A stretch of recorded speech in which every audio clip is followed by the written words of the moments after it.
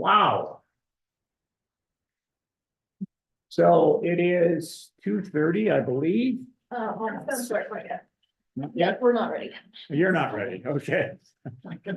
We will be, right?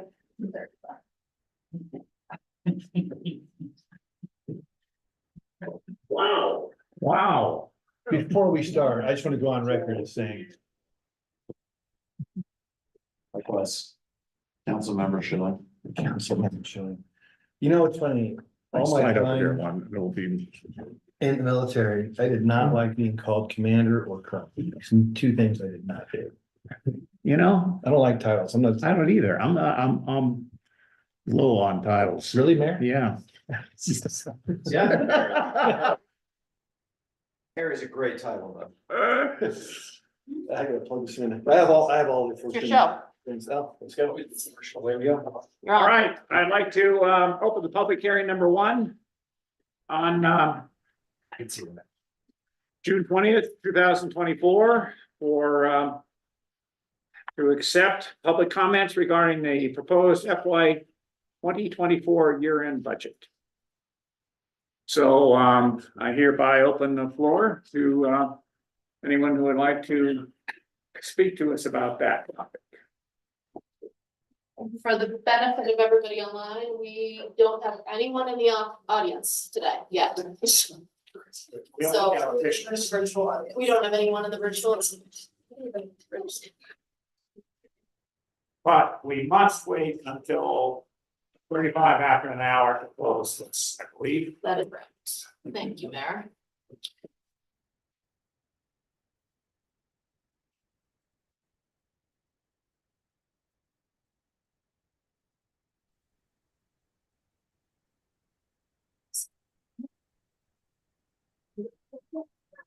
I couldn't help myself.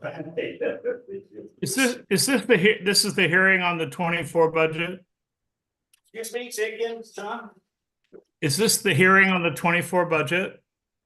It's the public hearing on the 24 budget. I don't, The amendments, yeah, the year-end amendments. yes.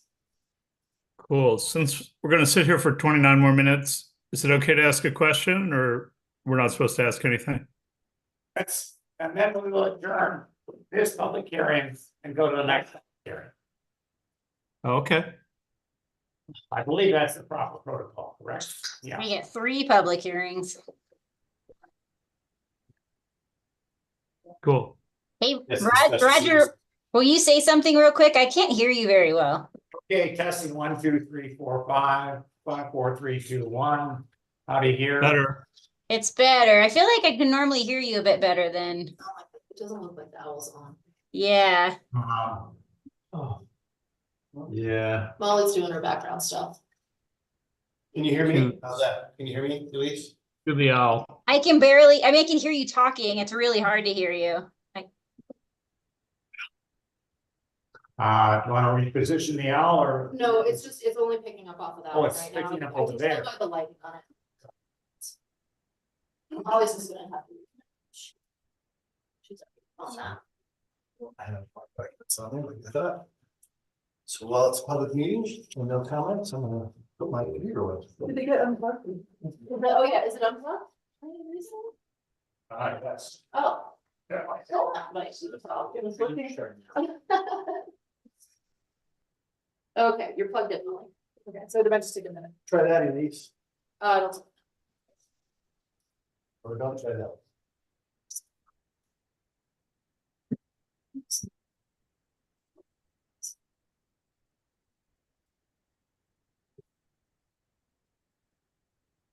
I have the wrong laptop.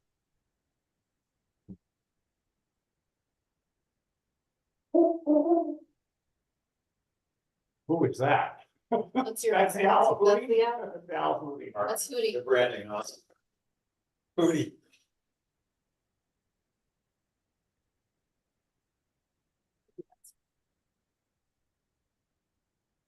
They're all gonna show up for the special service district public hearing, 240.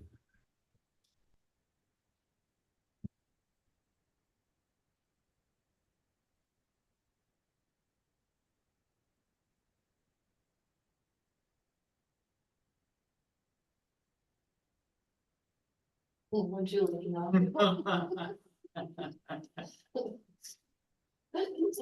Pinot Noir, I mean, it's It's after it's- 2:30. It's something, but just, yes, those are the table for it.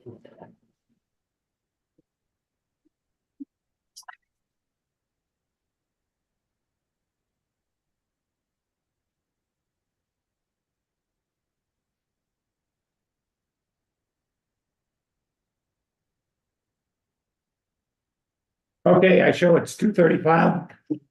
Hearing no additional or any public comments regarding the 2024 year-end budget, I would entertain a motion to adjourn. I move that we adjourn the public hearing.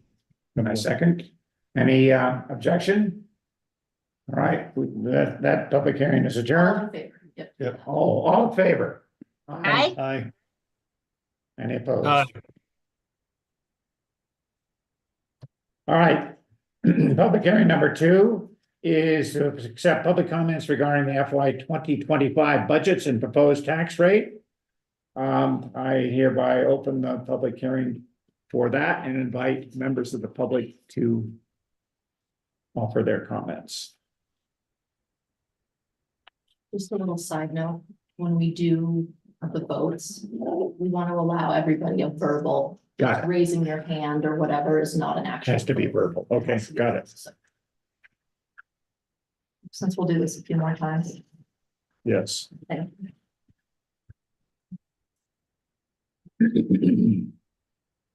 And according to our policies and procedures, it is yes and no, not aye and nay. Cam, I'm usually pretty But I accept. fanatical about that, but I missed it this afternoon. All right, Captain. It's a lot of fun. Is the audio better for? Yeah, Elise, how do you hear?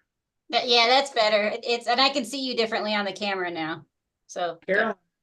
Shaking her head, so maybe the audio is not so good for her. It just in your last tiny bit got better. But I agree with Okay. Elise, it's not as good as it has been in the past. All right, That's really good though, Roger. You're phonating well now.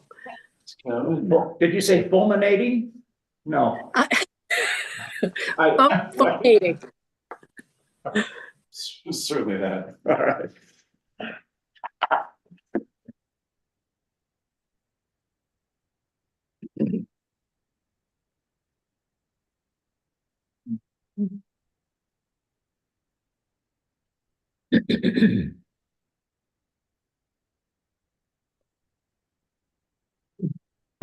Is it prescribed that these public hearings have to be 5 minutes long?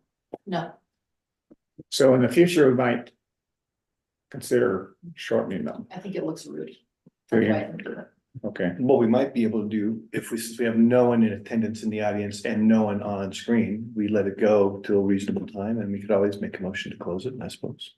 It's well, if there's according to no, the rules, oh, no, can't do that. Somebody could join us at any point That's true. in this, according to in the this 5 time, minute, and we want to give them an interval. opportunity during that time frame to comment. okay, we got 2 minutes more. So this is just. Yes, we could do 1 minute, but. And I just. Doesn't look good. I retract my application. For 3 minutes, Yeah, so. yeah. That makes sense.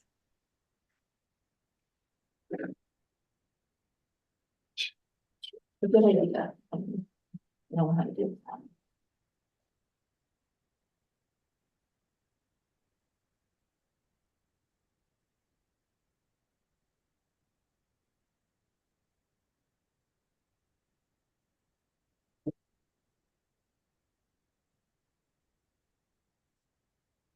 Just walking upstairs. Actually, Yeah, it's Jim. Oh, good. is your comment on the special service district? Now, I want to talk about the incidents that occurred in the last couple of weeks. Yeah, you and I. Interesting call.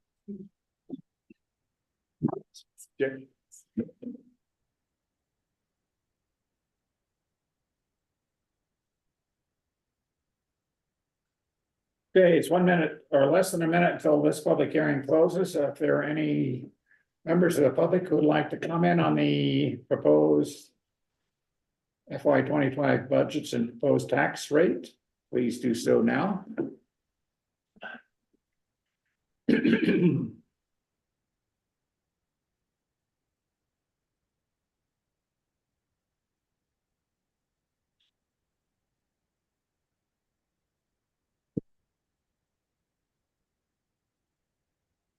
Okay, I see it's 2:40. I'll entertain a motion to adjourn this public hearing number 2. I move that we close this public hearing on the FY 2025 budget and proposed tax rate.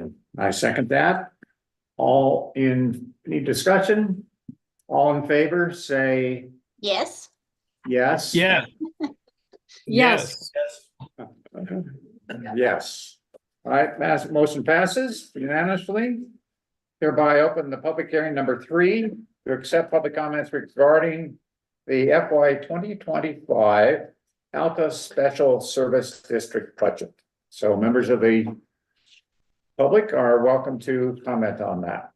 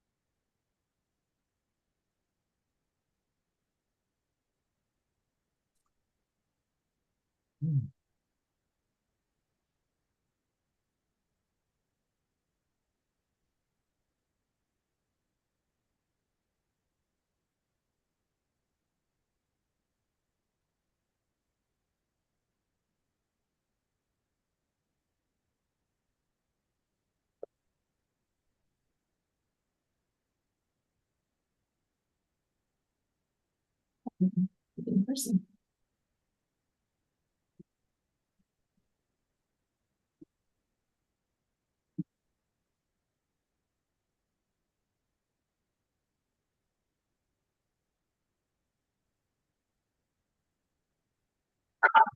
No caller.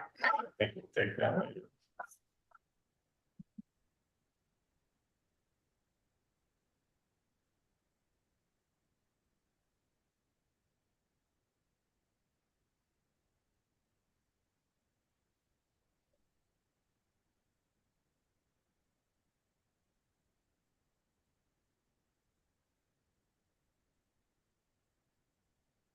So it's now 2:44. Any members of the public who would like to comment on the FY 2025 Alpha Special District Service Budget?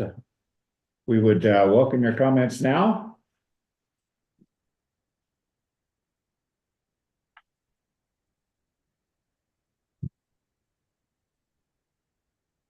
All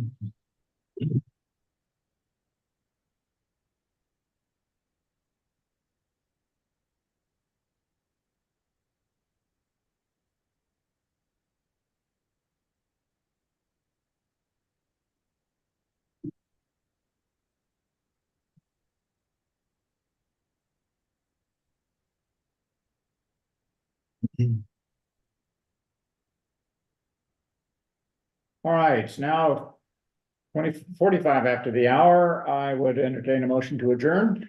I move that we close the public hearing on the FY 2025 Alta Special Service District budget and certified tax rates. I second that motion. Any discussion?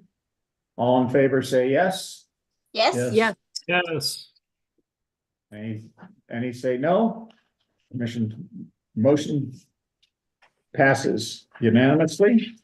Hereby open the public hearing number 4 on regarding ordinance 2024-06, setting the compensation for elective and statutory officers. So members of the public would like to comment on that. We would welcome those comments now.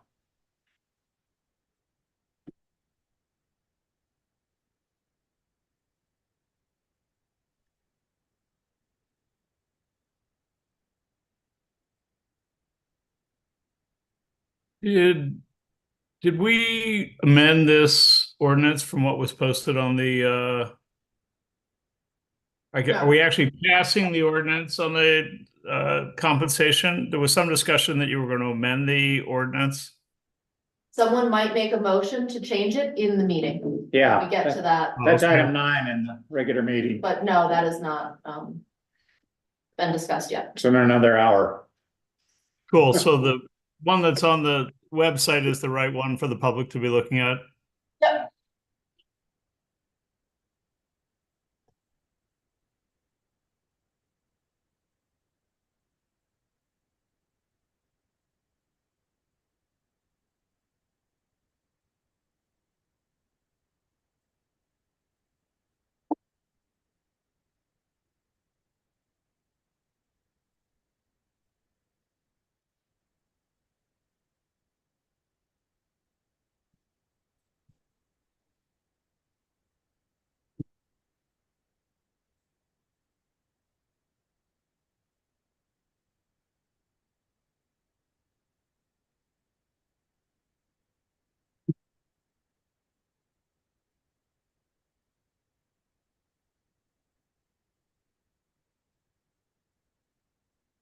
I wasn't supposed to look at the camera, was I? No, it's fine. It was an action photo. All 4 of you were staring exactly ahead This is together. really nice on camera. So I took a photo. We should do this every meeting. Mesmerized.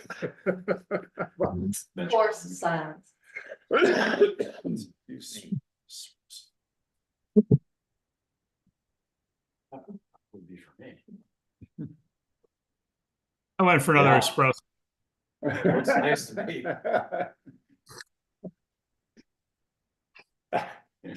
Excellent. Every time.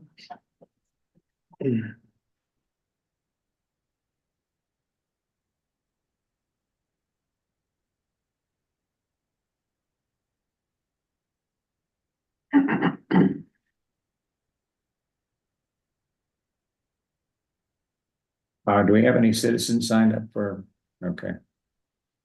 The usual female commentator. Nobody even registered. First day of summer. Either we're doing a really good job or. Or everybody's gone to sleep. First day of summer. Maybe they showed up yesterday.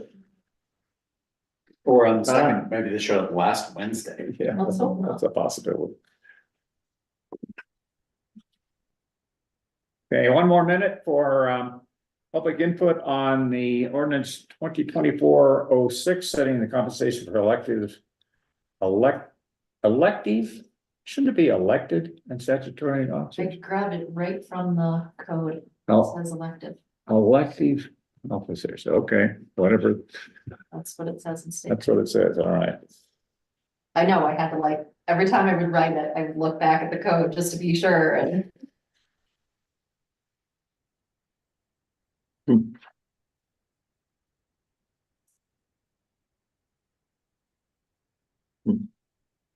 It's interesting. That it's elected. Yeah.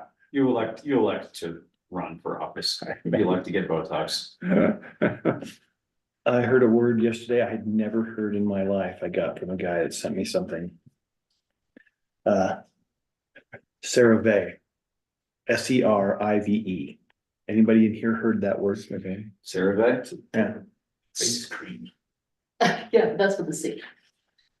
It's basically the act of your service to others, sort of in an altruistic Really? sense. Right.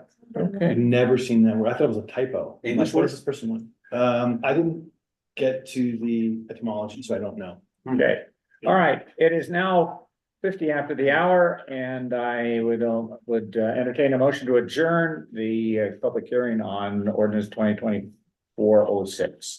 I move that we close the public hearing on ordinance 2024-0-6. I which second. sets compensation of elective and statutory officers. I second that. Any discussion? All in favor? Yes? Yes? Yeah. Yes. All right, any opposed? Motion passes. All right, in that case, I would like to call to the town council meeting of June 20th, 2024 to order. I should note that this is the summer solstice. It's the day where the longest interval between sun up and sundown is. For those of us who are 40 degrees latitude, it's a little over 15 hours. Which I think John is about 40 degrees latitude also. Carolyn is about 60 degrees latitude where it's over 18 hours. So it's light for a long time where she is.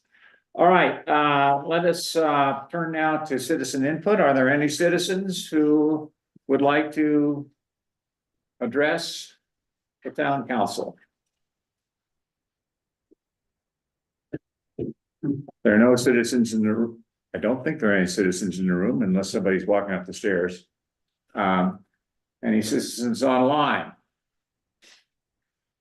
All right, at that point, in that case, even though it is not 3 o'clock, what I recommend we do is move on to the next item on the agenda, and if citizens show up the next bit, we'll admit them. All right, is Mike Mon with us online? Mike Mon is not with us online, and he's not with us in the room, so. Hey, Mayor, he has a meeting right until 3, so I know he was gonna try to switch over as soon as he could. Okay, so when he does switch over, why don't we, we'll of course. Admit him. All right, so next item is approval of the consent agenda, the May meeting minutes, the staff and finance report. So let's start with the May 8th, 2024 meeting minutes. Are there any comments or suggestions or corrections to those minutes?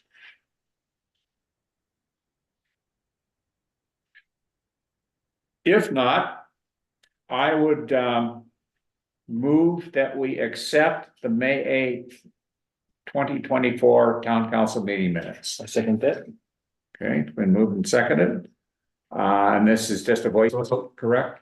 Okay, any comments on that? In that case, all in favor of accepting the May 2024 town meeting minutes, say yes. Yes? Yes. Any opposed? No, all right.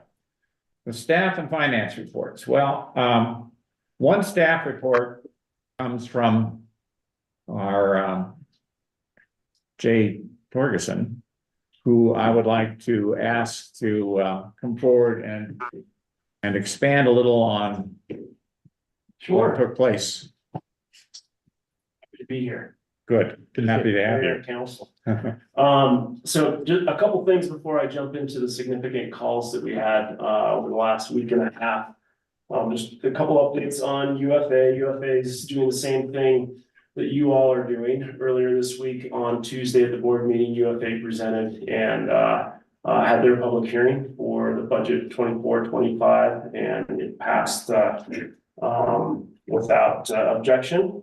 And so we're moving forward with the budget as it stands, which is good for us and you all as well. We participated with the town cleanup a week and a half or so ago.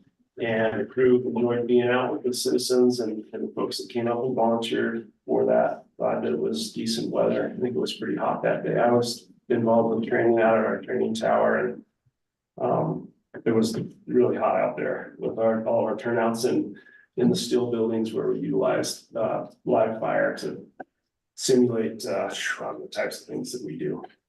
Couple significant calls over the last week and a half. We had the one at Lisa Falls with the dump truck that was removing material from the Midgad restaurant. The tear down that they're doing there, taking material down canyon. And I don't know exactly what caused the accident.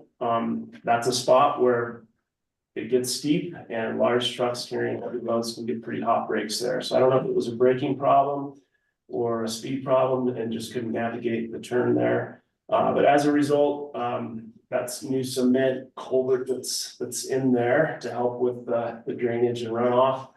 He hit that and landed several feet back into the forest with some pretty significant injuries and fires that started because of the crash.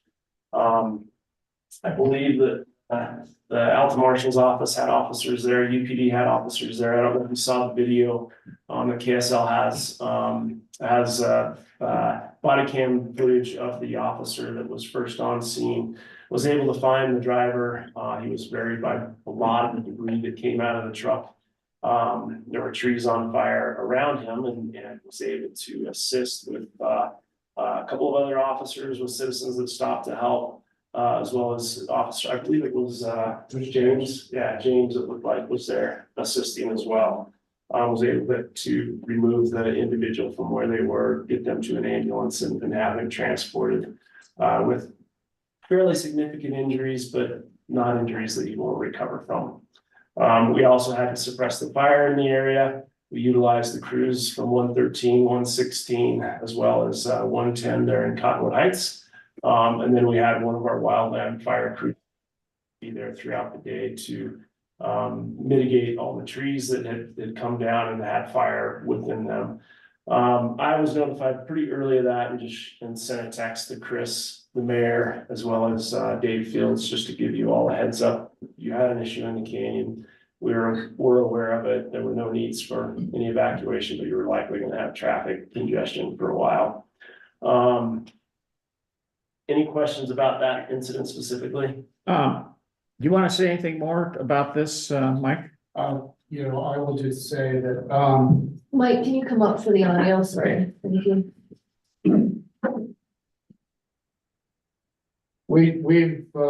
I've spoken with people from Unified Police Department and, their officers' actions that day were nothing short of heroic, running through the flames and, as well as the UFA personnel and Deputy James Chickberry from our office who grabbed 2 fire extinguishers from his truck and just kind of ran in and made a path so they could get the guy out. We're preparing a letter of commendation for James right now.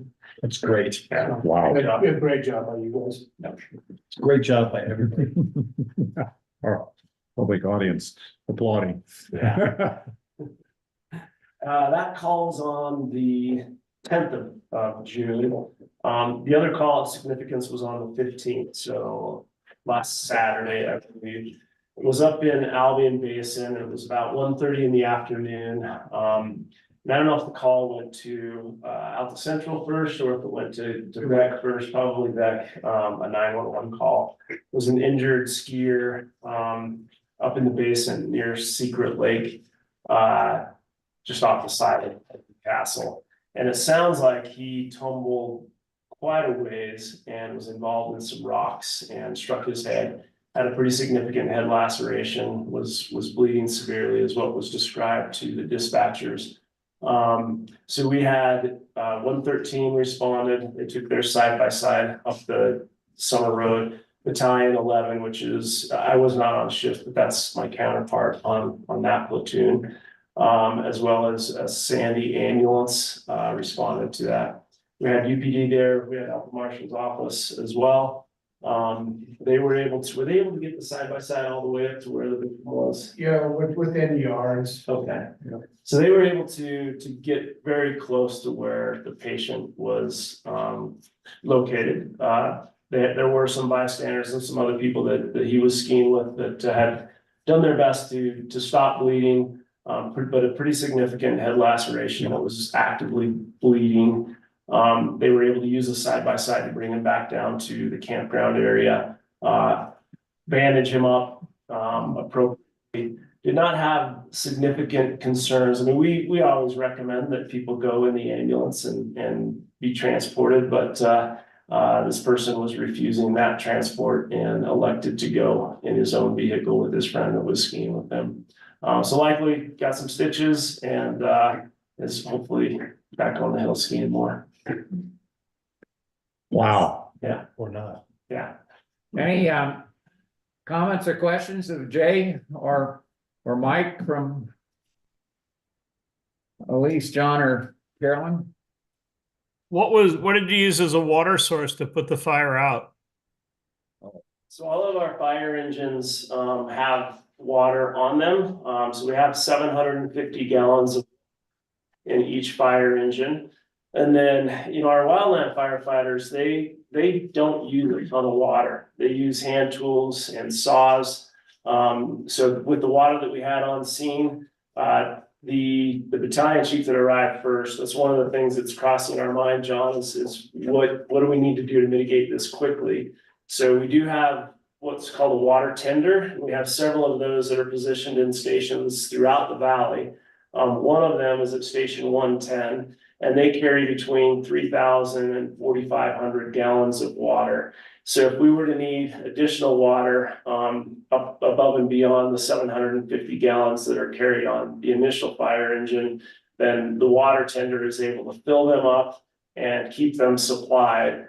They can fill quickly from the hydrants in the canyon.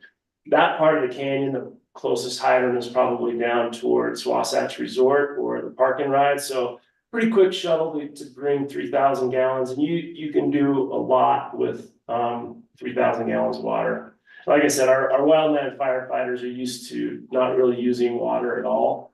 So we had plenty of water. Do the wildland So it's- firefighters, are they also pre-positioned well? John had a follow-up. Go ahead, John. Well, but I didn't mean to interrupt you in there. The only that also probably that it wasn't a structural fire, so it would generally take less water to put out. Yeah, yep, absolutely. Okay, sorry. From a contingency standpoint, are some of those wildland crews, are they positioned in proximity to like 110 or 1? So all of our station firefighter crews have the training and the certifications to do basic wildland firefighting. So all of us have that. In addition to that, we have a wildland fire division that's specialized in wildland fire response. So they could be working anywhere in the valley. So that's our fuels crew that come up and do fuels mitigation. You'll probably see them here in your canyon a little later this summer. They respond and are available. We have what's called a type 1 or a hotshot crew. Most of the time they're being utilized nationally. So they just left yesterday to go to the fires that are in New Mexico. If they are in town, they would certainly be utilized for us. But we have several resources at our stations. So in addition to the large fire engines, we have engines like the one at 113, which is considered a type 1-3, which is a combination structural fire engine as well as wildland fire engine. And so it has the ability to go off-road with 4-wheel drive. Its clearance is a lot more suitable to the dirt roads that you have up here. And then we have very wildland specific engines that are, if you were to see them, it looks more like a pickup truck. We call those a type 6 fire engine. We have one on Fort Union at station 110. We have one over in Olympus Cove at station 112. So those are also staged strategically so that we have several of those throughout the valley that would respond. And we cooperate with all of the other agencies in the valley knowing what types of equipment are in different stations. And everything is dispatched based on closest unit. So they have AVL, I think stands for automatic vehicle locator, on the vehicle. So if you have vehicles out, it just picks the very closest. So if you're shopping at the store, if you've just cleared an incident in this area and you're headed back to your own area, you could get home. So it's an efficient way of grabbing the very closest units to respond to any type of incident. And the reason I asked, I think from a town standpoint, for all of us, from staff and elected officials, is that, I see that as a catalytic contingency issue or concern. And that was really informative and helpful to get that comprehensive overview. I get back to the perfect storm of it's a Venturi coming up this canyon. If we got a windy day and that dump truck hits that thing and gets off before the 3,500 gallons can get there, that's something for us. And some people have talked about it. And I think as the town goes forward, we should talk about that more because for me, it's an area of concern. Yep. But that's a really comforting amount of information. Yep. We have on shift 24 hours a day, 365 days a year. We have what's called our wildland duty officer, and they are a station captain that is out at our Harriman, one of our Harriman stations, and they do everything, but they are also very specialized in the wildland arena, and they have background and experience working in the wildland arena, and so they would be notified anytime we have a call out where it is a vegetation fire. They get automatic notification. They start listening to the radio to hear updates on what is happening, and they have direct contact with Northern Utah Interagency Fire Center, who we utilize to start mobilizing additional resource. And one of the best things about that is we can mobilize aircraft very quickly. That was my final question, is the helitack crews. I know they're more usually prepositioned further west and south, but that's still incorporated into this network. Absolutely. So we can get a helitack. We can get a three-man helitack team crew. up fast. And sometimes even more importantly and faster are the seat planes. So that's a single engine air tanker. So it's to describe it, it's like an airplane that would spray crops. So it's a small single engine up front, single pilot. They're able to mobilize quickly. They usually have those pre-positioned out in the airport in Tula or airport number 2 sometimes. Okay. So they can launch very quickly. And the people on the ground can just give them basic instructions. And even if there's not anyone that's arrived yet, because sometimes the fire can be a little bit remote, where you may not have somebody right there. But those pilots, if they have a general location, they can fly, it can be launched, and they can start putting retardant down very, very quickly. So that would be something that they could utilize as well if they were afraid that fire was going to spread. Thanks, Chad. Yeah, indeed. We're entering into fire season. So all this is extremely relevant. Yeah. I should also point out that this fall, we're planning to do an emergency preparedness exercise with an emphasis on fire, I believe. You guys want to say anything about that? I don't have anything to say about that. Okay, all right. It's gonna be really good. We'll take that. All right, thanks a lot, Jay. Thank you. All right, would anyone else like to elaborate on their departmental reports? Or questions concerning? All right, I don't think we have to do anything to accept them. So we'll turn to. I have a question about the 24 budget. And it's arising from the consent agenda, but I can wait till later in the meeting if you'd rather talk about it later. I think that would be Well, why don't we let appropriate. Mike? Oh, I'm sorry, go ahead. I was gonna say Mike's on the line. Should we let him talk? And I'll just hold my question. Was Mike with us now? Yeah. Okay, all right, let's go with Mike. Good afternoon. Good afternoon. Mike. Hi. So a few things that may be relevant. in relation to the industry, we're seeing a softening in sales this year a little bit in the season pass arena. Vail Resorts is down 5% in their sales. Icon's running flat.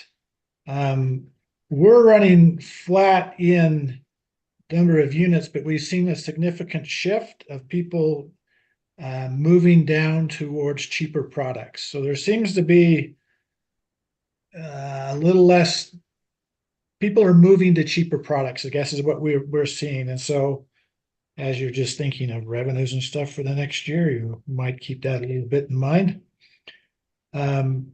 We had the letter to the editor come out that we put out trying to clarify the misleading heading we had in our article that was written about the letter that the community had put together about the red snake. That came out. That's out there. Getting a little feedback on that. We're still waiting for a response from UDOT on what and if anything they're willing to move forward with on the suggestions we've made. We know more money has been put aside for the traction law enforcement. We're hoping that it's more than that, that we get some actual change in how the traction law is communicated and in when it's put into place. Well, as we get information on that, we'll let you know. Just as we've recognized, we need to do our contract with interstate parking this year, and I think the town does too. Is that correct? This is year 3. So we should probably jointly talk about that at some point in time and make sure we're all on the same page on that. We are on target for the summer road opening on the 28th. We're going to reevaluate that on Monday after the weekend just to see for sure. But we intend to start grading on the road on the 24th, which is that we'll start to do some grading, and then the mag chloride is scheduled to come down later that week. So we're looking at let's see, when's my mag chloride date? 26. The 26th. So it would be important to maybe communicate to people in the basin that that's happening on the 26th, and we need people just to stay out for 24 hours. They don't want that stuff on their car either. So if there's a way that the town communicates that to the people in the basin that have properties there, that would be great. We'll have signs and things up, and we would encourage, starting on the 24th, it might be useful just to let people know that week, the 24th to the 28th, there's going to be a lot of activity on the road with grading and rolling and then putting down the mag chloride, and the less traffic we can have interfering with that process would be great. That's going on. We will be starting work at the top of Sugarloaf next week. We've done some preliminary, remove some trees and such, but excavation will be starting. And in the week of, I think on July 4th is when we'll start to see actually construction crews starting to head up that way. We're also targeting July 4th as the opening date for the campground. We do need a little bit more help from Mother Nature to melt some snow for that to happen, but we think we'll make that. We might have to move a little snow around to help it along. We've delayed the Albion Day Lodge project. We initially we would have been underway and have started excavation, and the window just became too tight with too many uncertainties that we could have that thing back to bed and ready for opening day in November. And so we will do some work, some site work, and potentially reroute the sewer this summer, but we're not looking for the excavation for that project to start now until next summer at this time. We've submitted a series of projects to the Forest Service for mainly terrain projects to review and do the NEPA work this summer for 2025. one of those is this replacing our snowmaking utility lines across the cross-toe. And we working with you down on potentially having a line put in there where that trench is open for the town water system. And so we're exploring that, moving forward in that direction, including that in our project with the Forest Service. The other one that probably the most significant thing that's come up new this spring is when we did our inspection of the Supreme Lift, we found that there was metal fatigue happening, accelerated metal fatigue into that lift associated with the bend and the jarring that occurs that happens in the bend. And we are rapidly pursuing with the lift manufacturer and the Forest Service potentially a realignment of the Supreme Lift for 2025 and removing the bend and having a straight line between the two, which will, maybe we got to cut some trees and stuff and it will be in a little different place. So we'll see where that goes. But so if you have any ribbons or things up there in the trees or up through there, that's kind of what's up. But our intent would be to identify the alignment, identify tower locations, get all the NEPA work done, and have this summer to kind of fine tune all of that. It would require every tower and top and bottom terminal, all the footings to be new footings for all of them and new locations for the towers. But all the equipment would basically be reused. Maybe a few new towers would have to be added to the mix. So we're in the early exploration stages of that project, but that's something new that's going on. Any questions you have for us or anything you'd like us to know or help with? Mike, so you think the fatigue will allow you to run it through this season and then you'll replace it next summer? Correct. Or are you trying? Yeah, okay. I want to make sure you got that.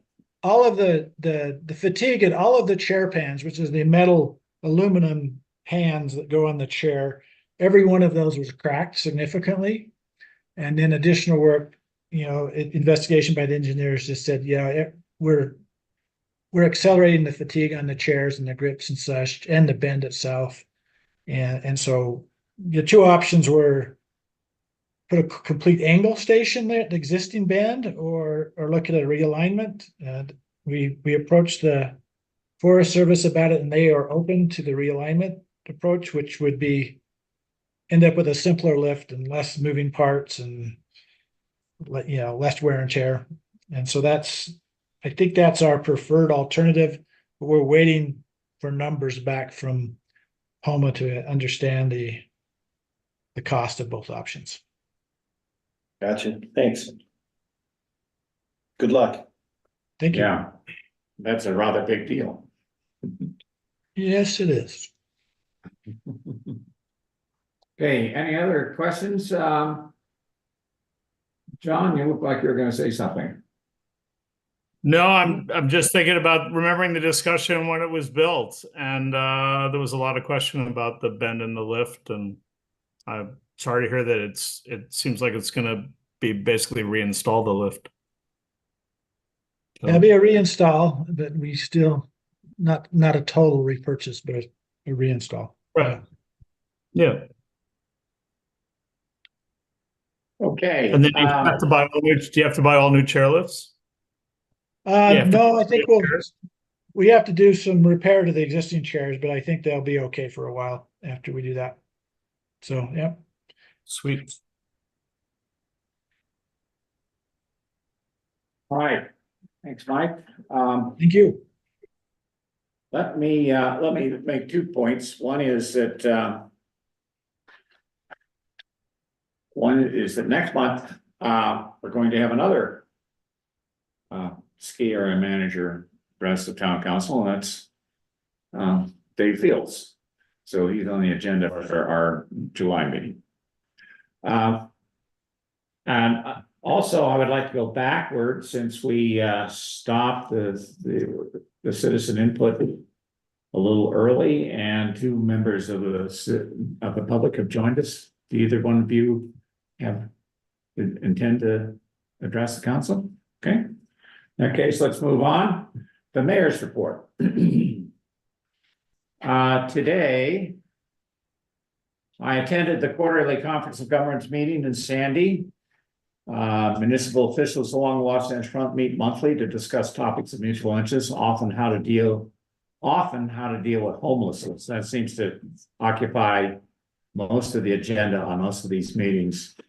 This meeting focused on finding facilities for protecting them in winter. On the order of 1,000 beds are needed. Frankly, no city wants them in their territory. And the state requires that local governments provide shelter inside for homeless when the temperatures fall below 15 degrees C, 15 degrees F, which is quite cold. This is really a serious problem, not confined to our region.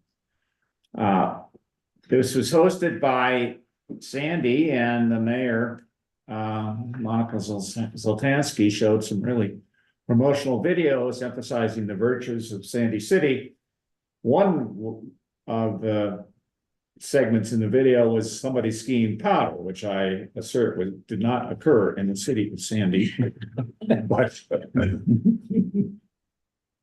nevertheless, she was pushing it. So, secondly, a handful of cities are enacting tax increases this year, ranging from 5 to 30%. But their share of the total tax is very small, so it's not a big hit on the total, on the tax that individuals receive. A lot is going to public safety salaries to keep them within the market. Next month, we in Alta will be hosting the Conference of Mayors in the Alta Town Park on the 18th. It'll be an opportunity to show off the virtues of Alta and emphasize keeping those virtues alive and well. It's interesting when I go to these meetings and I remind them that the next meeting will be in Alta, wildflower season. Everybody is quite enthusiastic about coming. We'll see if they actually show. But I think there have been lots of warm statements about our hosting this last year. UDOT is installing RACS towers on Superior this summer, and it's holding a virtual meeting next Thursday at 1 to 2:30, which all are welcome to get a little rundown on that. I haven't seen the link for that yet, but I hope we will broadcast that when it is available. And our next town council meeting will be Wednesday, July 10th, and starting at the usual time, 4 p.m. All right, and with that, let's go to discussion of possible action to approve the 2024 municipal wastewater planning program. It's item 7 on the agenda. Do you want somebody speak to that? So I think we have Steve McIntosh here on the call. I think he let me know that he's present. So this is a report that we're required to fill and submit annually to the state. It's a report that we're required to have council adopt annually, and I think I don't think we've managed to do that every single year in the last couple. It is, we have a very simple sewer system. And I think the report, and Steve and I worked together to fill out this version of the report.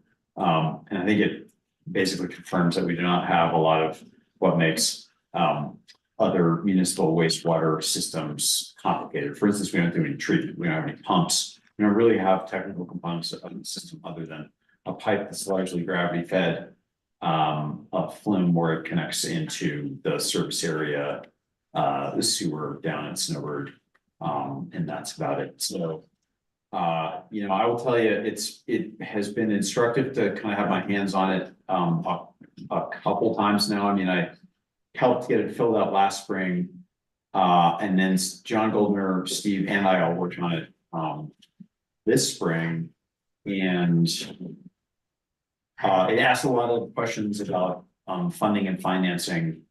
And the value of your assets that we don't have great answers for. So if you read into it, I'm sure you know what I'm talking about. It just I think it kind of sets the stage for our water and sewer master planning project pretty well, because we hope to get some answers to some of the questions that appear in this report through that project work. So I don't really have a whole lot to add about it. Again, it's something we've been doing annually for a long time with filling out the report anyways. And Steve is here to answer any questions that you might have about the sewer system or the report. Thing I would say is that gravity is acting in our favor. Indeed, yeah. For the most part, I mean, we do have the SAG, Yeah. my own SAG. Hey, is Steve there? I'm right here. Can you hear me? Not Just a little quite. low. There it is. Go ahead, Steve. So, Mayor, gravity works to your advantage because you are at the top. So technically, you'll never have a problem. Councilman Byrne in the service area is kind of at the bottom. So I know the service area always watches that particular lift station really, really closely. This report, we've been doing this for over 20 years. And if you were to get money from the state to do projects through water quality, it would be a requirement, but we don't have that. So this is something that they like to see because they like to know of the systems in the state. Basically, are they well run? Are they not well run? And I can tell you that we're in pretty good shape. Overall, the sewer's not bad. You have money to do projects. You're collecting most of your money. We know there's a couple areas in town that we need to work on, and that's all in the process of being done. Chris is right, though. This is the master plan will answer some of these questions. We probably could go and try to get a better handle on what would be the replacement cost or what is the accumulated depreciation, something like that. But overall, the sewer's in good shape. I think people are paying their bill, Jen, right? And other than that, that's what you want. Whenever you have a sewer, no news is good news. All right, we accept that. All right, so that, in that case, we want to approve the 2024 municipal wastewater planning program. Is that correct? Is that what we're doing here? Yes, we need Staff? to approve it. Yeah. Okay. So is there any further discussion or questions to Steve or Chris or anyone else on that? In that case, I move that we approve the 2024 municipal wastewater planning program. Second. Okay, any discussion? All in favor, say yes. Yes. Yes. Yes. Any opposed? No? All right, in that case, that passes. And we'll discuss possible action to approve ordinance 2024-05, updating the business license provision. And you want to? Thank you, Steve. Thanks. Yeah. Thank you Steve. to all. I'll see you next time I'm up. Yeah, the only time we really think about you is when something goes wrong. I know. We It's see always Steve a been lot that in our way. neighborhood. He stops by from time to time. I do. Good I'm to see on. you. Good to see you, Steve. Take care. Thanks. Thanks for your service. Okay. Ordinance 2024-05, updating the business license provision. Someone on the staff's like to say something, a paragraph or a little sentence on that? Yeah, I think it was outlined pretty well in the staff report, but long story short, when we were going through our business license renewal process in the fall, we just noticed some language that was pretty outdated. We just want to bring everything to be current, mostly, or specifically as it applies to our liquor license ordinance. So Particularly what? as it applies to the liquor license. The liquor license, okay, ordinance. all right. So we're just kind of updating the language to match what the state says to the Department of Alcoholic Beverage Services and their licenses, and then to kind of bring our ordinance in line with our current practice. Yeah, I think it was well worded. I think your broader capture is gonna serve us well, so I thought it looked good. Okay. Any further discussion on this ordinance updating the business license provisions? It's adding this sort of what we're calling a banquet license, which is like a temporary license. Are we envisioning that this is what, say, the Peruvian, which hosts these events in the summer, is now going to be required to have one of these, who's ever doing that event is going to be required to have this one-time license? Well, it's not a one-time temporary license, it is an annual license for any properties that do banquet style services. So like weddings, and there are some properties in town that already have this license, but it just wasn't required yet. Somehow it was not, we had a form, but it was never reflected in our ordinance or our fee schedule. So we were in practice of issuing it and having people apply for it, but we didn't have it on the books in such a way, so. Got it. Trying to clean that up. Okay. These things And happen. is there an insurance requirement? Do other people I don't see an insurance requirement for these licensees. Do other municipalities have insurance requirements? I believe it's required when they get their license through the state. And we don't license anyone until they're. Our ordinance doesn't require it, but the state license does require insurance. That's my understanding. Cool. Okay. Further Thank you. discussion? All right, so I move that we approve ordinance 2024-06, setting the I'm sorry. Ordinance 2024-05, updating business license provision. Same. Okay. Any further discussion? All in favor? Yes. Yes. Excuse me, I'm sorry. Yeah. I should have, this is an ordinance, so now we've started the point in the agenda where everything else moving forward is gonna be a roll call vote. Oh. We had a nice little section there. All right, okay, so would you like to call a roll, madam? I would. Let's try it. Councilmember Ansel, Yes. Mayor Burke, Yes. Councilmember Byrne, Yes. Councilmember Morgan, Yes. and Councilmember Schilling. Yes. Thank you very much. I note that these are in alphabetical order and I have rotated them on every single one, so it will be slightly different, but I have it pre-done on my little checklist, so Okay. they won't always be quite in that perfect order. Motion passes. Yes. Discussion and possible action to approve ordinance 2024-06, setting the compensation for elective and statutory offices. So I open the floor for discussion of that. Compensation. Ordinance. You do it for the glory, not the compensation. I might add that at the council and mayor's meetings today, there was a discussion of this topic. And a resolution that, well, it wasn't really a resolution, a sense that on a region-wide basis, it would be of our collective interest to look into salaries and how they compare. So I would likely see that in the next year. In the spirit of what we've started exploring as a town this past 6 months, or something different? No, I think in the latter. Okay, Yeah. interesting. So, any discussion about this ordinance on setting compensation for elective, crazy, and statutory officers? Okay. Hearing Is none. this where you intended, is this where you intended to modify the ordinance and remove the specific names of the lawyers?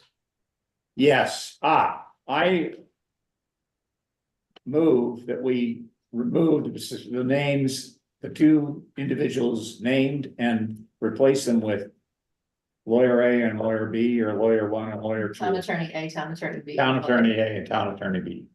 Okay? And so that was the modification I would like to make to that ordinance. Seems consistent with the rest of the ordinance, because we're using titles for all the officers and not naming them specifically. So I Right. support this amendment. Okay, do we have to vote on the amendment? I was just gonna ask Cameron if we have to, if we vote on the amendment and then we vote on I think the so. ordinance itself, okay, and if, Well, the go motion ahead, would, Cameron. the motion would include the amendment, so the Okay. motion to approve the ordinance with the amendment of removing the names and replacing with town attorney A, town attorney B. Yeah, that's how we've been doing those in the All right. past. Okay, so mayor has motioned, do we have a second? Yes, second, I second. Okay, I'll do a roll call vote. Mayor Burke, Yes. Councilmember Byrne, Yes. Councilmember Morgan, Yes. Councilmember Schilling, Yes. Councilmember Ansel. Yes. Thank you. Motion passes unanimous. Okay. And that was for the amended ordinance, correct? Yes. All right. So I pre-printed two options. Okay, so next item is discussion and possible action to approve resolution 2024 R14 for FY 2024 year-end amended budgets. And could you elaborate on this for a moment, Jen? I think this is my understanding of, it is basically bringing the budgets in sync with the actuals, is that correct? Yeah, that's a great way to frame it. Yes, Okay. it's pretty much exactly that. We have. There really wasn't, I mean, there's little modifications here and there. There was like some accounts where, the utilities just kind of went up and I didn't project well enough. And so we're reconciling that with this. We did add, we received a state grant in revenue, 1033,400, and I forgot to put a little note off to the side. It's the 5,700. I believe it's on page 1, but that's a Know Your Force program. And we have a correlating expense with it. So it's a net zero to the town, but I was basically putting it on the books for us. Other stuff that we have in here that was kind of big ticket was, we went over on the legal expenses for planning and zoning, and that was due to basically the project load and kind of being hit pretty heavy, I guess, more in the second half of the year, with a number of tasks that we were working on that we had to involve legal counsel on. Chris can say more to that if he wants to, but the council cares, but I think that's summary. Nice summary. I mean, in actuality, there's really nothing we can do about this, right? I mean, we can't go back and say, we paid too much for this, and so we're not gonna pay. Well, I think the one thing I was hoping maybe you could shed some light on, and it's a little confusing because these versions are a little bit different, but it seems like we've gotten some more revenue for 24, and that we're actually going to have a transfer to the capital fund, but the document in the cassette agenda is still showing a significant reduction in the general fund balance of like 600 grand. And so is that just you haven't lined it up yet? Or do you really intend to put $1.2 million in the CapEx fund and show the shortfall in the, or the use of funds in the general fund? I don't know that I'm perfectly following what you're saying. I don't have the consent agenda numbers in front of me.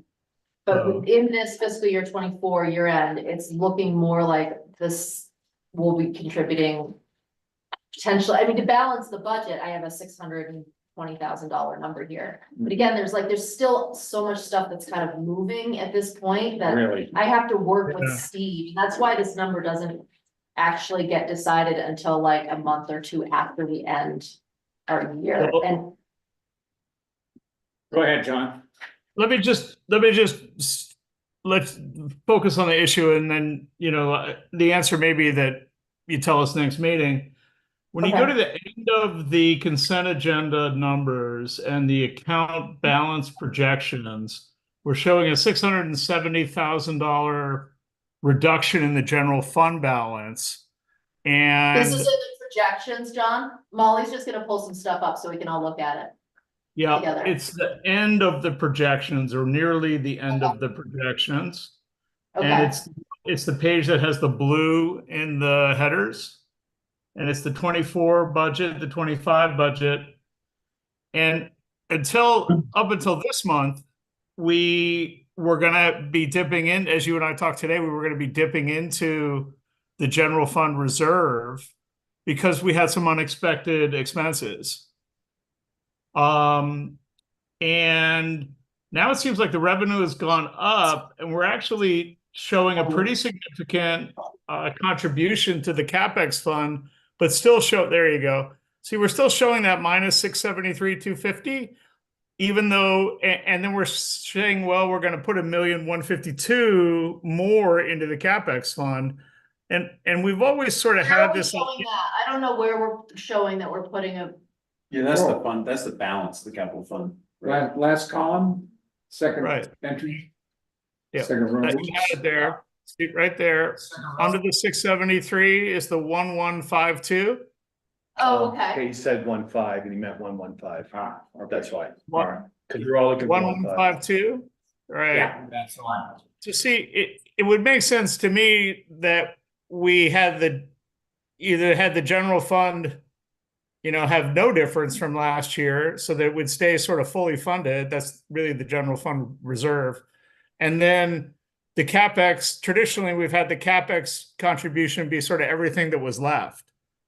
But I think at least the way this is looking, it looks like you're gonna take money from the general fund, have this minus 600, and then have $1,200,000, $1,100,000 contribution to the CapEx fund.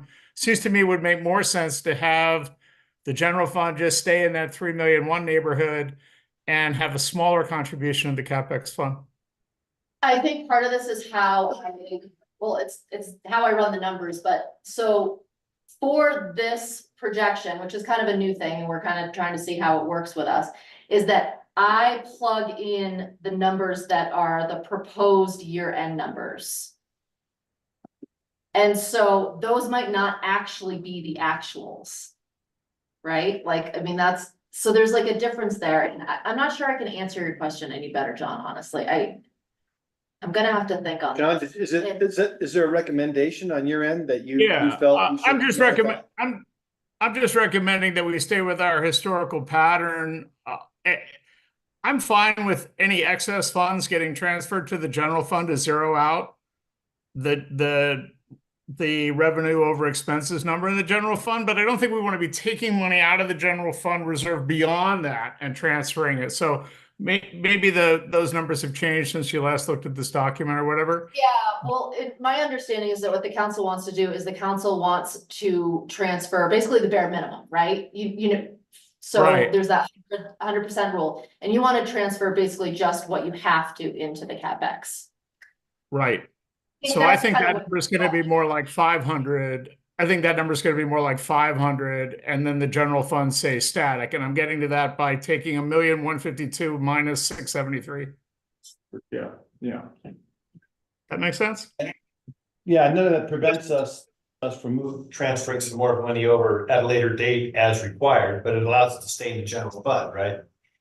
Right. That way our general fund reserve stays sort of fully funded at the one times earning number, and then it's sort of everything else just goes in the CapEx fund. And I think that remains appropriate since, our CapEx spending has, really kind of ground to a halt. It doesn't seem like there's a legitimate reason to have the general fund reserve go down in order to have more money in the CapEx fund. It seems like we should keep the general fund reserve at the full amount allowed by law.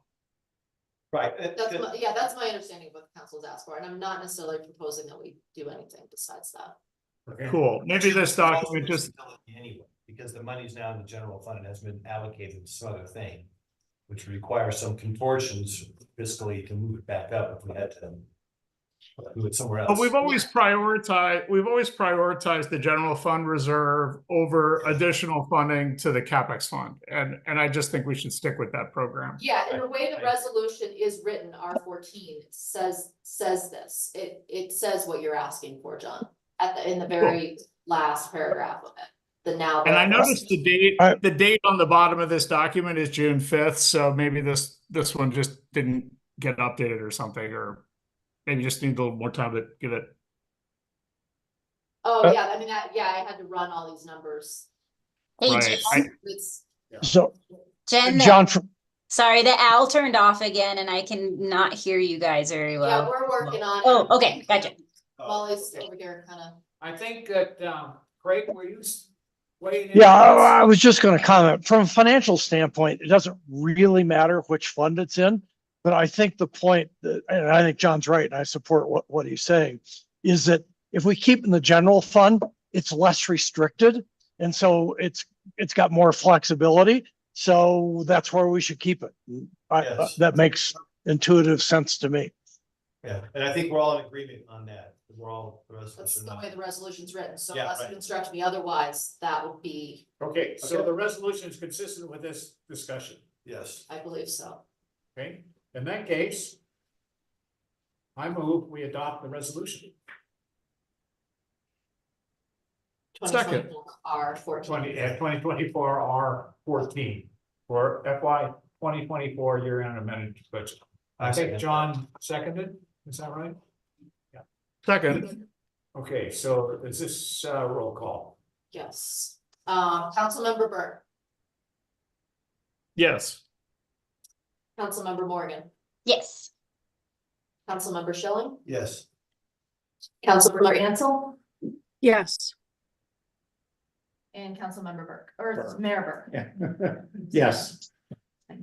Motion passes. Okay.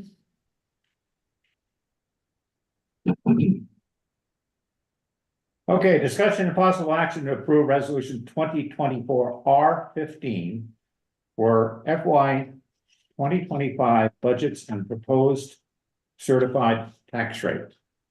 Now, could you set a sentence on certified tax rate? We are not proposing a tax rate increase. That's the kind of sentence I wanted to hear. We have not elected to go, so far elected to go through the truth and taxation process and.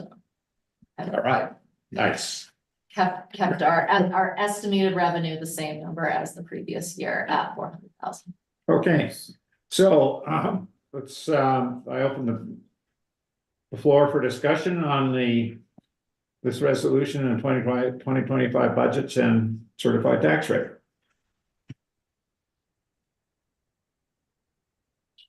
So we're not going to go through the presentation. We're going to skip number 6 and skip number 7 and just vote on the budget. We're on number 11. I'm sorry, 11. I guess I'm looking at the documents. Jen's, or I think, yeah, John's asking if we're gonna. I was not planning on giving a presentation because I feel like we've already given the presentation in its current form a few times. I did update the presentation mainly, well, for the council's benefit, but also for benefit of the public, in trying to understand, as a document to understand the budget. We can certainly, Molly's got it available, we can certainly pull it up, but I feel like we've gone through Well, it. I'd say this, the whole point you and I talked about this afternoon about, geez, we dipped into the general fund reserve 600 grand this year. That went away. Because now we don't have to dip in the general fund anymore. And so I don't think we need to talk about it. You know what I mean? Because we're not going to dip it in the general fund. We're going to leave that at the same balance and then transfer the rest of it to the CapEx fund. Right? This afternoon, we were looking at that one slide that said we're going to dip into the general fund by 600 grand. I don't think that's true anymore. sort of an accounting, it's a problem of our. Maybe too esoteric an accounting point, and I bet it comes out when you do the final budget. I bet it's changed, so we could just wait till the next time we see this budget. Okay, did you get all that? Slightly. Kind of. He sent me a long email earlier and I looked at it and we had some conversation, but, I don't know that I'm fully digesting everything John's saying. I'm gonna be honest. All right. Yeah, what I was looking at earlier was that it showed the decline in the general fund balance of 600 grand. To me, that's a lot like saying we came up 600 grand short. But we've now had some new revenue sources and that's no longer necessary. And because we've all agreed that we're going to fully fund the general fund reserve and just send the excess to the CapEx fund, I think that whole discussion this afternoon isn't relevant anymore because it took care of the problem because we're not tipping into the general fund. It was troubling me that we were dipping into the general fund reserve. But if we're not going to do it, it doesn't trouble me anymore. So maybe there's a different way that I need to be showing some of those numbers. I'm not, we'll have to talk about that more. Yeah, let's defer that. That's a presentation question. Yeah, So I think we could defer that till offline. yeah. But I didn't hear anything that halts resolution 2024 R15. Nor did I. All right, Okay, further discussion on resolution 2024 R15? In that case, I move we adopt it. second, Okay, we'll do a roll call vote. Councilmember Morgan, Yes. Councilmember Schilling, yes. Councilmember Ansel, Yes. Mayor Burke, Yes. and Councilmember Byrne.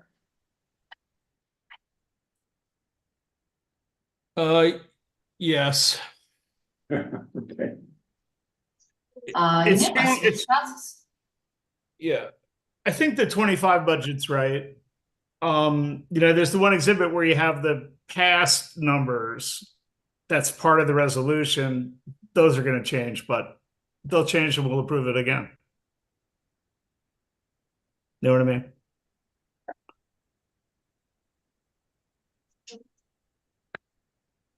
I don't think we Okay. could go through and try to amend it now. I think it would just be too confusing.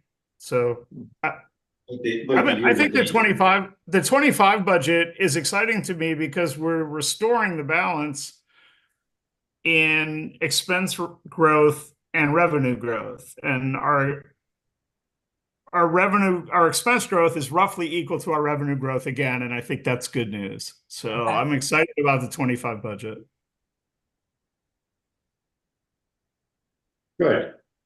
We have a lot of fun projects in there, so it's good. Yeah. And which takes us to item 13 on the discussion on the agenda, which is discussion possible action to approve resolution 2024 R17 adopting a 2025 capital projects plan. You skipped one, you skipped our R16. It's item 12. I'm sorry. That's okay. Okay, we'll start over. Item 12, discussion and possible action approved. Resolution 2024 R16 for Alta Special Service District budget and certified tax rate. We're keeping it on the books. It's all zero, but this is just kind of keeping the option available. to us. Okay. So we have to go through this just to do Right. some due I diligence. move we adopt it. Second, I will do a roll call vote. Councilmember Schilling. yes. That's why I seconded it. Okay, I'm still gotta go through the process. Councilmember Ansel, Yes. Mayor Burke, Yes. Councilmember Byrne, Yes. and Councilmember Morgan. Yes.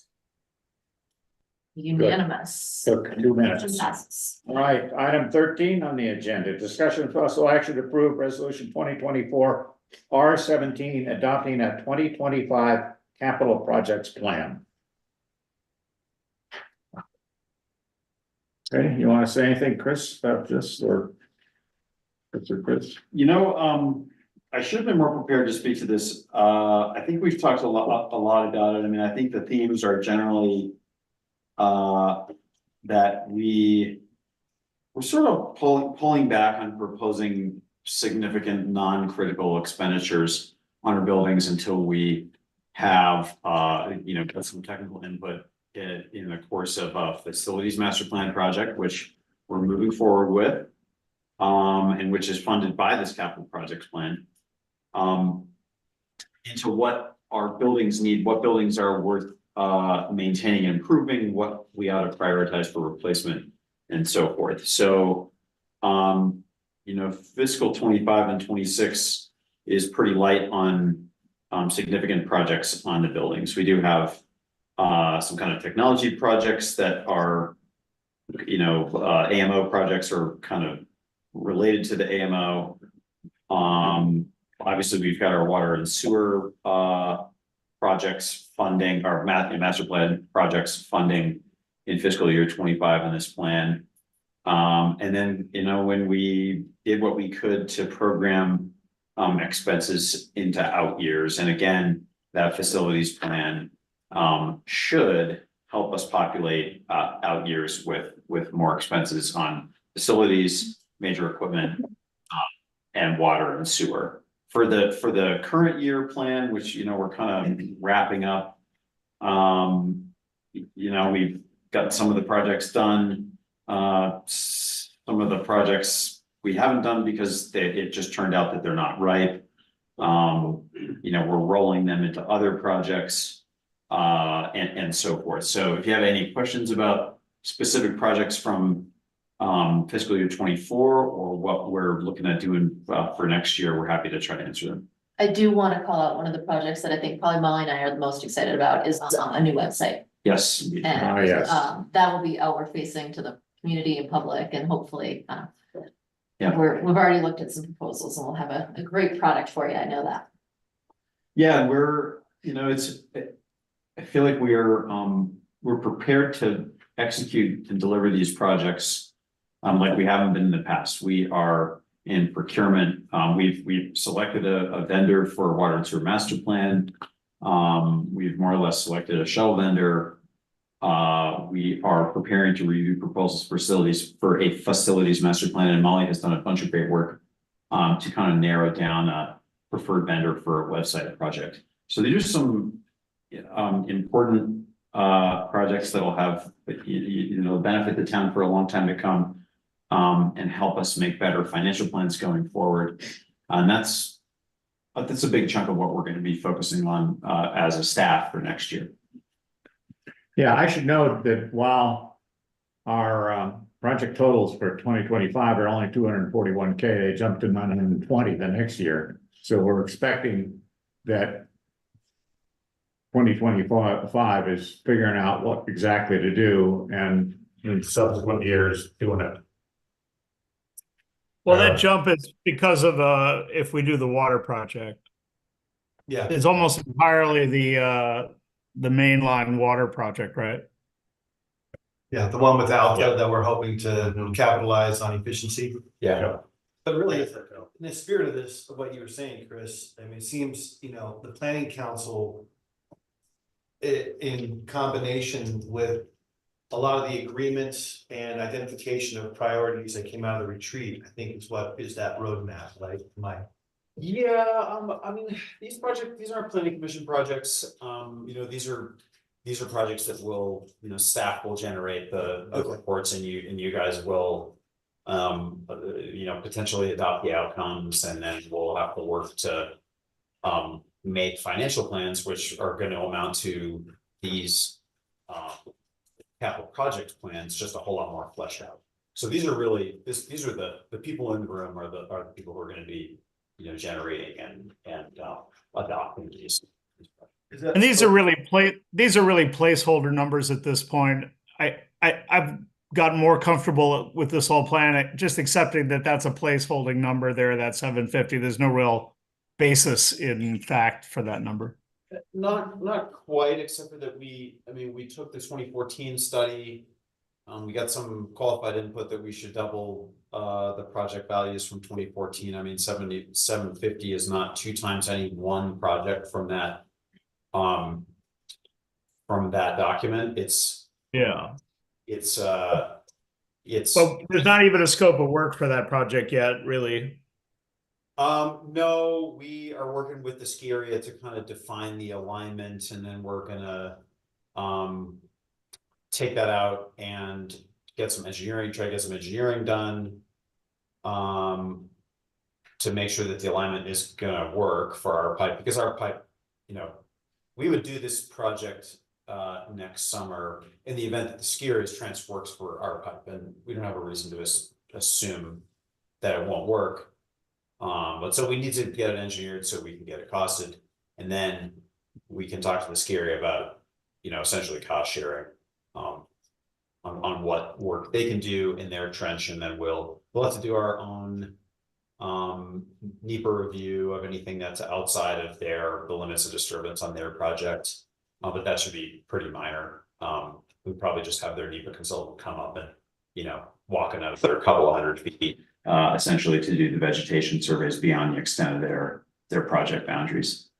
I don't want to upend John if he's got more questions about the water line projects. Mine was. I was just gonna say, you know, I don't want to speak for everybody, but I think everybody agrees. You know, we're excited to see these projects go forward, particularly the water projects, because it also relates to fire protection and resilience within our water system. So I think we just want to continue to encourage you to move forward with these projects. Yeah, I don't consider this a slowing down. I consider this a better preparations. Yeah, I think we're all in agreement there. My question was separate, and this might be a question, a new guy question. As we're talking about the buildings themselves and how we, you know, make determinations on repurposing or renovation versus replacements or outright new construction, even possibly.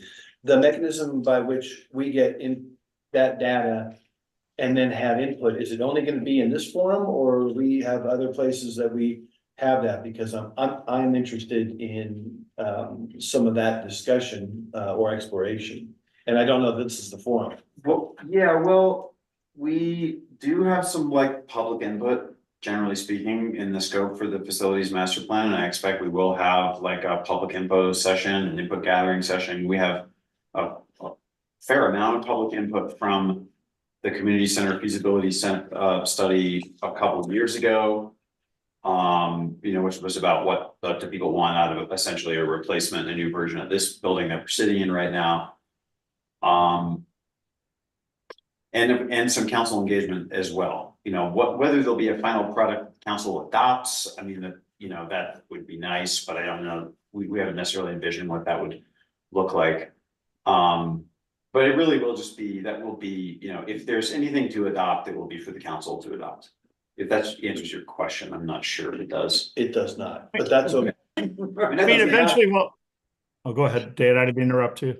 Say, I think, yeah, and it could even just be some offline. I don't want to hijack our meeting on this, but I think for me, I come back to, I think one of the areas that we all agreed, staff and elected officials, early in the year was the Alta Marshal Office requirements, some of those without outlining them all, you know, processing different types of crimes, you know, other things like that, holding cells, that kind of stuff. Yeah.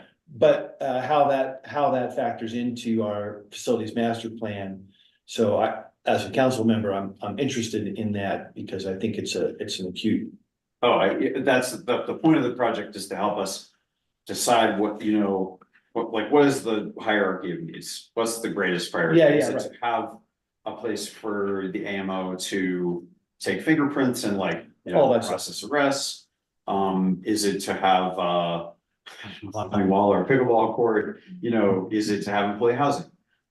Is it to have you know, ADA accessible town hall space? I don't know. I mean, we've certainly talked about what we think priorities are, but we want to have a process supported by some technical input and public input to help us make those decisions. Yeah, my question, I'll come find you after, Yeah. sometime this week or something, just to keep talking about it, because I think it's important that I'm interested.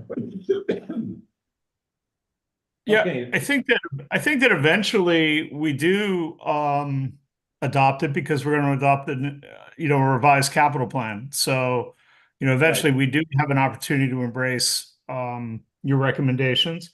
And just because it seems like some people took my last comment as negative, I want to say it again. Attaboy, good job. We're happy to see you moving ahead with these projects. It's great. Thank you. It is great. Well, thank you, John. Boy, good job, all right. From across the sea. Yeah. Okay, any further discussion on this, topic? I move we resolve to adopt 2024-R-17, our 2025 capital projects plan. I second. Okay, we'll do roll call vote. Councilmember Ansel, Yes. Mayor Burke, Yes. Councilmember Byrne, Yes. Councilmember Morgan, Yes. and Councilmember Schilling. Yes. All in favor, motion passes. All right. Item number 14, discussion and possible action to adopt resolution 2024-R-18, establishing water rates effective July 1st, 2024. And how do these water rates compare to previous water rates? Yeah, so we had a roughly 20% increase in our water rates for this year as part of this resolution. Because that's what you're looking for, right? Yeah. Not as good as the last sentence. Yeah. I'll take it. Yes, this water rates are continuing to go up. That infrastructure requires much more maintenance and hands-on work. It's just a more complicated management system than our sewer system. So, Okay. but we have tried, I mean, we have really tried, I mean, we are trying to keep that as those increases as low as we possibly can. I mean, it still is a really lean budget. Great. Even with that increase. Okay, 472K for the water system this year. All right, discussion on this. We're gonna drink and flush our toilets, we gotta pay for it, I would say is the summary.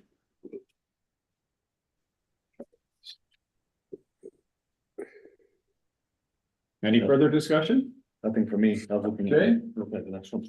In that case, let's call for the question. I move we adopt resolution 2024-R-18, establishing water rates effective July 1st, 2024. Second. Do a roll call. Mayor Burke, Yes. Councilmember Byrne, Yes. Councilmember Morgan, Yes. Councilmember Schilling, Yes. and Councilmember Ansel. Yes. Vote was unanimous, passes. Okay. Next item 16, discussion and possible action to adopt resolution 2024-R-20, a resolution repealing and replacing the fee schedule. No, No. we gotta go to sewer rates first. Oh, sewer rates, excuse me. That's okay. Establishing I sewer applaud rates. your expeditious approach to the agenda. Yeah. Skip it ahead, not back. All right, so sewer rates. Yeah, sewer rates are going up 24%, but to put, I guess I should have put this in perspective for the water too. That's the monthly cost for the average homeowner, which is an ECU value of 1.25, is gonna go from $84, we'll say, to $104. That's 20 bucks, huh? increase. Yep, Per month. Billed quarterly, so it's billed quarterly. $60 per quarter. Okay. Anything else you want to say about sewer rates? I mean, this is just the cost of running the sewer. Yeah, it's mainly the big ticket item in this, cause we've kept our contribution into our, we'll say, for future projects into our investment or infrastructure pool. It's the disposal costs at Conway Heights. They have a schedule of increases, and some of those increases happen mid-cycle for us. So one of the things you'll notice is I guess in fiscal year 24, I did not do the best job budgeting that number. And so we did have to increase that for year end to be able to get the last quarter in. Those are just different FY alignments. They have a different FY. Yeah. Yeah, It's a or pass- it's a when they have the pass-through schedule, cost anyway. they will like do it on a calendar year instead of it's just, Yeah. or they'll have mid-year changes, and so it was a little tricky for me this last year, so. I mean, basically, some of this is totally out of our Control control, those guys. because the people to whom we deliver the sewage are charging us more. Yeah. That's the situation. I We've move- historically not increased our sewer much. We've only started to in the last year or so. I mean, Okay. it was very flat for a really long time. Based on that flat summary, I move that we adopt resolution 2024-R-19, establishing our sewer rates effective July 1st of 2024. Okay, I second that. Any further discussion? Let's go further. Councilmember Byrne, Yes. Councilmember Morgan, Yes. Councilmember Schilling, Yes. Councilmember Ansel, Yes. and Mayor Burke. Yes. Motion passes unanimously. Okay. All right.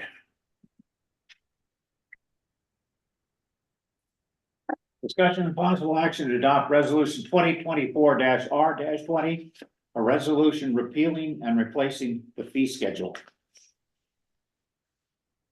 Want to say anything about this? Yeah, I mean, this is basically, you've kind of already passed, the water rates, the sewer rates, we passed the stuff for the business license. And then the only other thing we have in this update to the, fee schedule is we were working on clarifying some language on interest charged. So that's all reflected in a tracks changes copy, but mostly we've already passed all this stuff, so this is just Clean up. clean up, yeah, and making sure the fee schedule is in line with everything else. Okay. Are the fees actually, are there any significant changes to the fees? In what you just passed, yes. No, in what we're talking about right now, which is the fee schedule. Yes, so the fee incorporates the schedule, fees. with water, sewer, which Oh, yes, okay, got it. so because anytime things like that change, we have to also reflect them in the fee schedule, so you kind of have this complementary vote. I see, so that one flows into this. Exactly. Got it. Okay. Back to that gravity issue. So with that said, I move that we adopt resolution 2024-R-20, which is a resolution as stated here, repealing and replacing the fee schedule. I second that. Any further discussion? Sam, vote. Councilmember Morgan, Yes. Councilmember Schilling, Yes. Councilmember Ansel, Yes. Mayor Burke, Yes. and Mayor Byrne, or Councilmember Byrne. Yes. Mayor Byrne. The heavy lifting is done. Congratulations, council. Okay, Well so done. Now, Actually, it was you guys that did the heavy lifting. Can I ask a quick Yeah. question? Could I ask you a quick Yeah. question? I noticed that there was nothing about the civil code enforcement in this fee schedule adjustment. Is that still a work in progress? We still moving in that direction?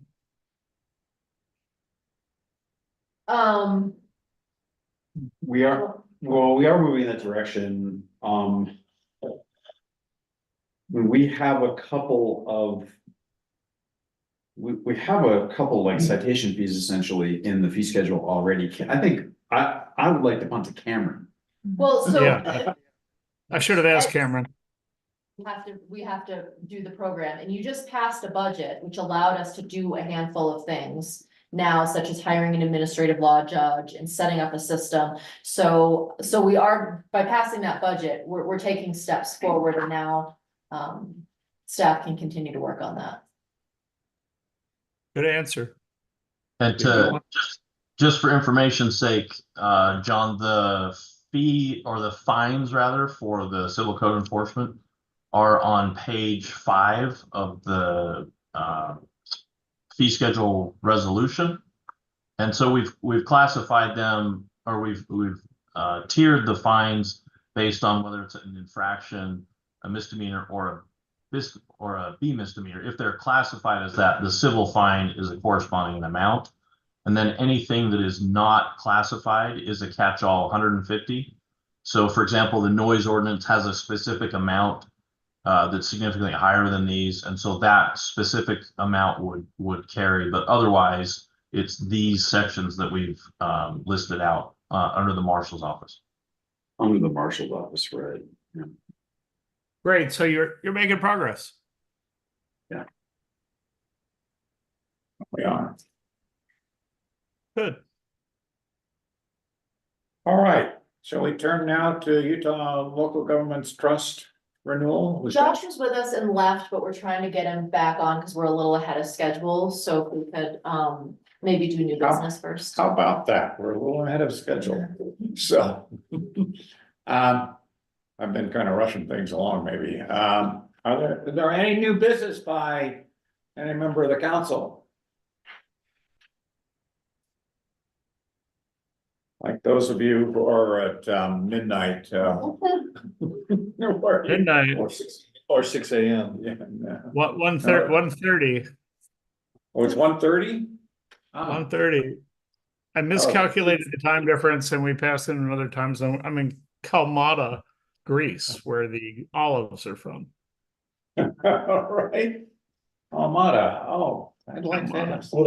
Would have killed a normal man, but you'll get through it. Yeah. The Greeks are pretty proud of their olive oil.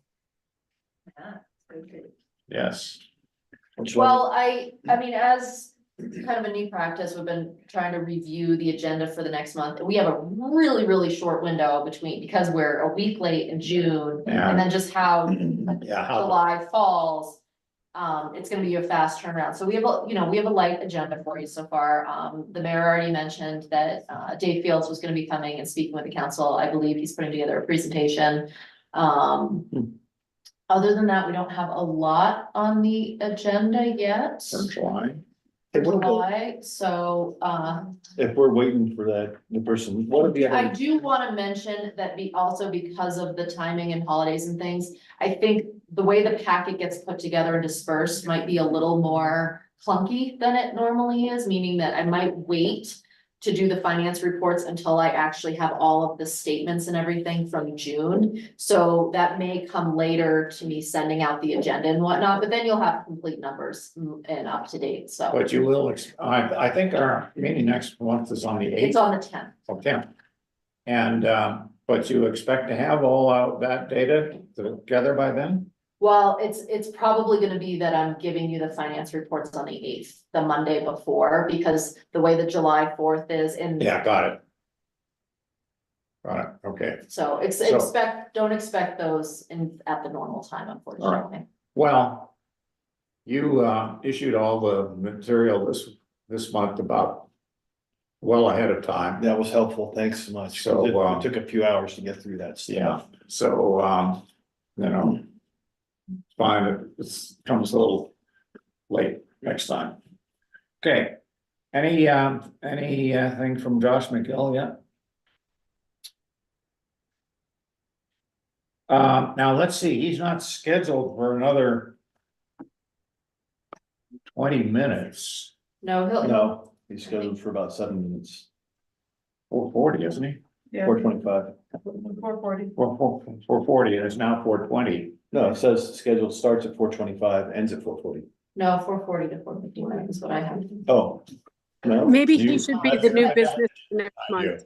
No, that's new business. New business is 4:40. You people, I will refer you to your own schedule. Yeah, ladies you're and right, gentlemen. you're right. He's scheduled for 6 minutes from now by my clock. I don't think so, but I don't think I'm not gonna disagree with you on that. Item That's longer. 17, It's doesn't that where- go straight across to 425? No, it goes across, I don't know what you're looking at. goes to 440. I think you're looking at an old agenda. Just too early, is that what happened?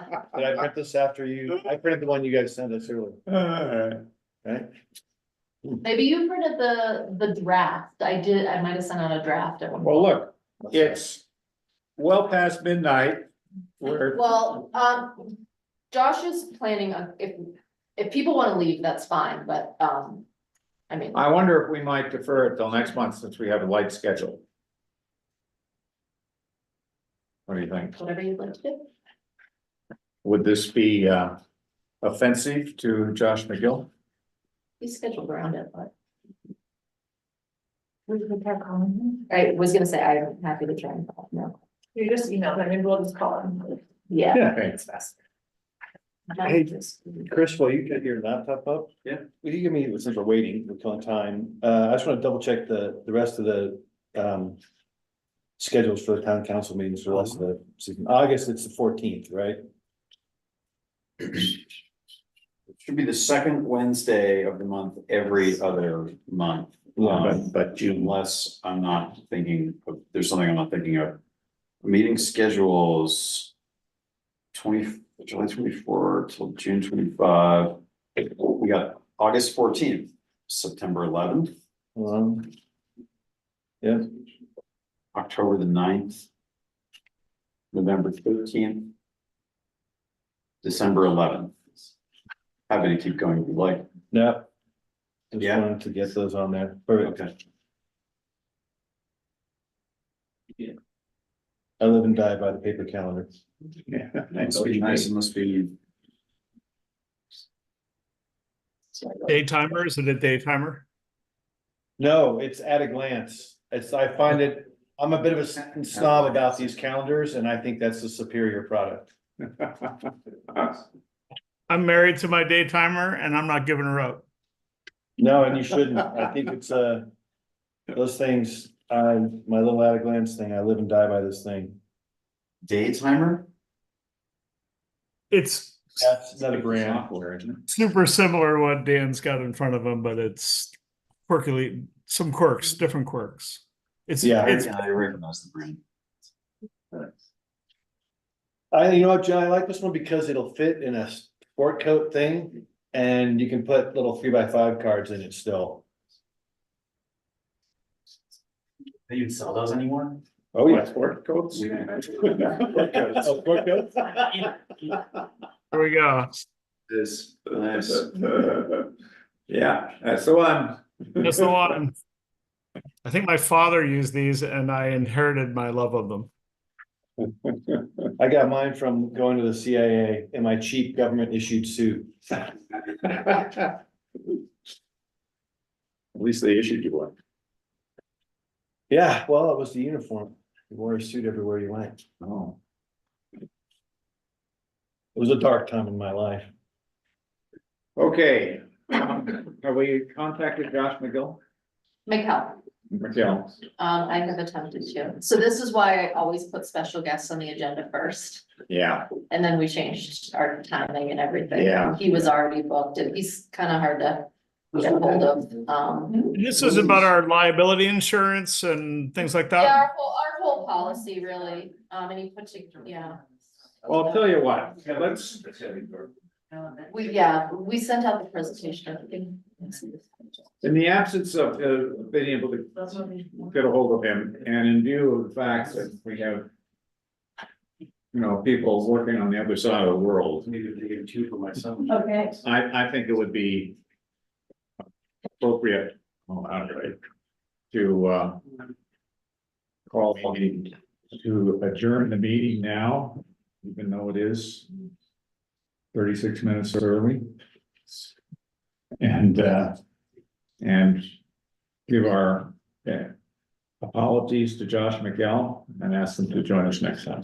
I think that sounds good, given we've got two people that have been, On the other side of the time zone, on the Yeah. other side of the and we'll clock. beg forgiveness. Yeah, I'll beg forgiveness. Was So, that a motion? I guess, yeah, that's a motion. Second. He said he's on his way. Oh, Uh, Well, I don't know what you guys want to do. I think I'm out. I apologize. she's done. Yeah, I'm very I- sorry. I'm, Good to see you. yeah. Thanks. Thank you. There's nothing to decide with Josh, right? I mean, he's gonna tell us about our rate structure, whether our rates went up or down, but there's nothing we need to decide really. Correct.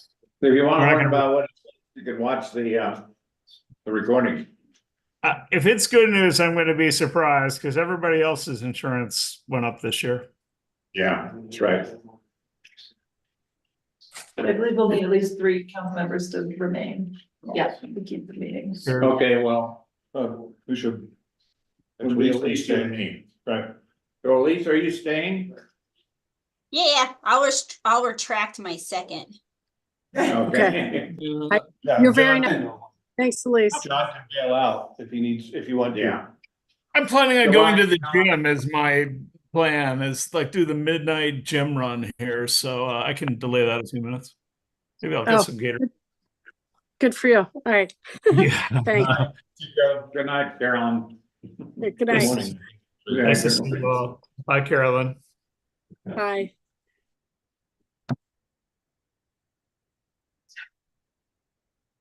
I may not be available for August.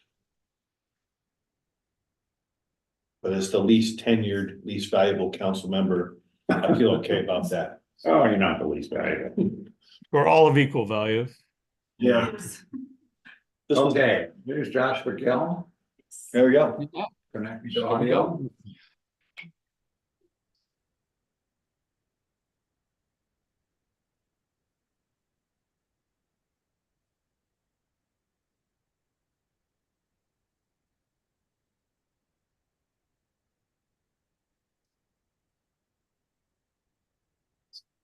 Hey, did you guys just turn the time over to me? Yes. Well, we were just waiting to make sure you were joining. Hi, Josh. Hey, how's it going? Hey, sorry, Thank I you have for my joining camera us. off. I'm working from the front seat of my car. So I am connected to a hotspot. So hopefully that's okay if I keep my camera off so I have decent connectivity. Sure. Well, thank you for coming. I'd like to give you the floor to go over our renewal. Okay, sounds great. Well, I appreciate you guys. My name is Josh McKell. I'm a risk finance consultant with the Utah Local Governments Trust. And we recently completed the underwriting for Alta Town's upcoming property and casualty insurance renewal, which renews on July 1st. And as part of that renewal, we are renewing your general liability coverage, your property coverage, and your autos. And there hasn't been a lot of changes from year to year. One of the changes that I wanted to discuss is we are going to be trending the property values for all of our members inside of the pool moving forward. In the past, we have just updated values every 5 years when we conduct a property appraisal. And we've had a lot of feedback from members that have said, hey, it's a little bit of an adjustment to our budget when we do these incremental increases every 5 years where we're adjusting the building values. And so we're following an index that just stays current with market cost, and it accounts for fluctuations in material cost and labor expenses. So that property value adjustment for this year is 8.2%. And it is getting taken into consideration with your property renewal this year as well. But moving forward, when we do your property appraisal, it should be pretty dialed in, and those values should be right where they need to be when that property appraisal is complete. Does that make sense? Josh, we have your presentation that we could share if that is helpful for you as you're talking through this. Do you want us to bring that up? Sure, that'd be great. I'm not sure what you see on your screen where you are, so I just figured I'd ask before we threw I that just see on a you. whole bunch of above average, good looking people. That's all I'm seeing over here. Okay. We're gonna share. Oh, the handy filter on that. Yeah. All right, Jenna, I'm on the third slide in where it says 8.2%. Okay, great.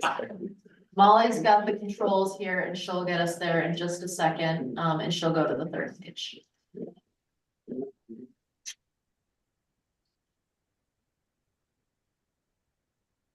Awesome. Okay, I'm gonna have you go to the next slide. So these are the property value slide. The next slide, these are your EMODs.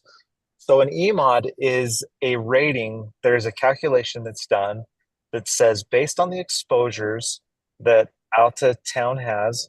I'm gonna have you go back one slide. So this is the current EMODs for the town of Alta. So we've engaged with an actuarial firm to help come up with the EMODs for each line for Alta Town. And if you're at a one, sorry, go ahead. What's an EMOD? What's that stand for? So that stands for experience modification factor.